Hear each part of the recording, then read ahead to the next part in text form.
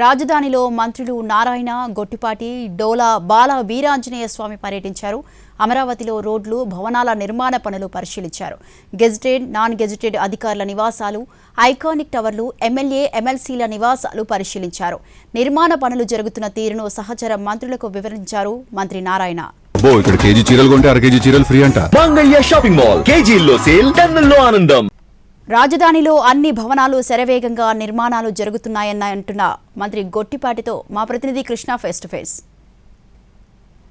అమరావతి రాజధానిలో ప్రజాప్రతినిధుల భవనాలను మంత్రుల బృందం పర్యటించి అక్కడ ఉన్నటువంటి విషయాలను కూడా తెలుసుకునే ప్రయత్నం చేసింది. ప్రస్తుతం రాజధాని ప్రాంతంలో ఎలాంటి నిర్మాణాలు జరుగుతున్నాయి, ఎలా అభివృద్ధి జరుగుతుంది తెలుసుకునే ప్రయత్నం చేద్దాం. మనతో మంత్రి గొట్టిపాటి ఉన్నారు. సార్, అమరావతి ప్రాంతంలో ఈ రోజు పర్యటించారు, ఎలా అనిపిస్తుంది? భవనాలన్నీ ఎలా నిర్మాణం జరుగుతుంది? మాకైతే చాలా సంతోషంగా ఉంది.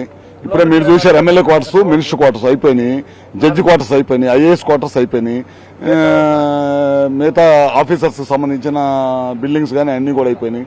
రోడ్డు కనెక్టివిటీ చేస్తున్నారు. రోడ్డు ఇంటర్నేషనల్ స్టాండర్డ్స్ రోడ్డు చేస్తారు. రోడ్డు అంటే ఏదో మట్టితోలి తారు రోడ్డు వేయటం కాదు. కింద అండర్ గ్రౌండ్ డ్రైనేజ్ చేస్తున్నారు, అండర్ గ్రౌండ్ కేబులింగ్ చేస్తున్నారు. మీకు పైన ఎక్కడ కూడా బయటికి పవర్ లైన్స్ కనపడకుండా అంతా అండర్ గ్రౌండ్ లో చేస్తున్నారు. ఇప్పుడు ఏంటంటే వరల్డ్ క్లాస్ నిర్మాణంతో ఈ రాజధాని నిర్మాణం జరుగుతుంది.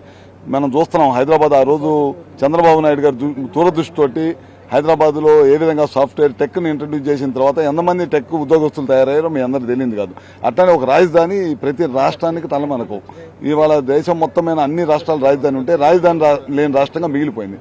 జగన్మోహన్ రెడ్డి కూడా ఒకసారి వచ్చి పరిశీలించాల్సిన అవసరం ఉంది. ఎందుకంటే ఏ విధమైన నిర్మాణాలు జరుగుతున్నాయి, మనకు రాజధాని ఎంత అవసరం ఉందనేది ఒక ప్రతిపక్ష నాయకుడిగా, ఒక ముఖ్యమంత్రిగా పనిచేసిన ఆయనకు కూడా అవగాహన కలగాలి. రాబోయే రోజుల్లో ఈ విధంగా కన్ఫ్యూజ్ చేసే మాటలు మానుకోవాలి. ఎందుకంటే మావిగాని అని చెప్పి 3 రాష్ట్రాలు కలుపుతామని, మూడు ప్రాంతాలు కలుపుతామని, ఒకప్పుడు ఏమన్నా వైజాగ్ కానీ ఇదని 3 సార్లని, ప్రతి ఒక్కసారి ఒక హోదాలో ఉండి, ఒక బాధ్యత గల ఒక పార్టీ నాయకుడిగా ఉండి ప్రజలను కన్ఫ్యూజ్ చేసే మాటలు మాట్లాడి రాజధాని నిర్మాణానికి ఇప్పుడు కూడా ఇంకా అడ్డుపట్టడం అనేది మంచి భావ్యం కాదు. ఈ రాజధాని నిర్మాణంలో కూడా ఆయన కూడా భాగస్వామ్యం కావాల్సిన అవసరం ఉంది. రాష్ట్ర పౌరుడిగా అందరూ కూడా కావాల్సిన అవసరం ఉంది. తొందరగా పూర్తి చేయాలి, ప్రజలకి కూడా ఉపయోగపడేటట్టు. వైఎస్ జగన్ ఇక్కడ రాజధానిలో పర్యటిస్తే ప్రభుత్వం నుంచి మీరు అనుమతి? అందరు శుభ్రంగా ఒక రాష్ట్ర పౌరుడిగా, ఒక పార్టీ నాయకుడిగా శుభ్రంగా పర్యటించవచ్చు, అన్ని చూడొచ్చు. చూసి అందరు రావచ్చు, వాళ్ళకున్న అందరూ వచ్చి చూడాలి కూడా. అందరు చూస్తేనే అవగాహన కలిగింది. భవిష్యత్తులో వైఎస్ జగన్మోహన్ రెడ్డి అమరావతి ప్రాంతంలో పర్యటిస్తారా లేదో చూడాలి.